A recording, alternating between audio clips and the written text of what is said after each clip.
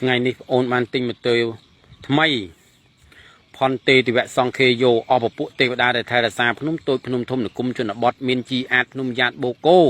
សន្ទុសន្ទុកភ្នំទួយភ្នំស្រងត្រយ៉ងកោអោរ៉ាល់ភ្នំតល7ពួកវិញភ្នំវិញភ្នំវัวពេចែងចង់អង្គរបូរីភ្នំស្រីភ្នំក្រោះកោះកូនមនតនអកចចា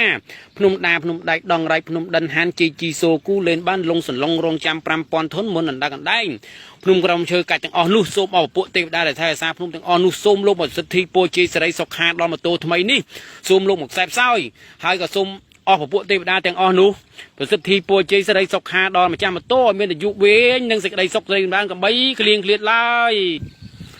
យយន្តោពោធិយាមោលេសញ្ចានាងនន្តិវតិណូអេវាំងថ្វាំងវិជយោហោហេជ័យសជ័យមង្គលេអបរាជិតបាលង្កេ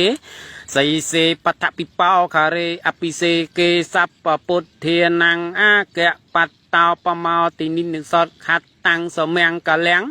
សុបៈហេតាំងសហនទីតាំងសុខណោសមុហន្តោចសយន្តតាំង5អចារិសពតៈខិណាំងបតៈខិណាំងមโนកម្មੰ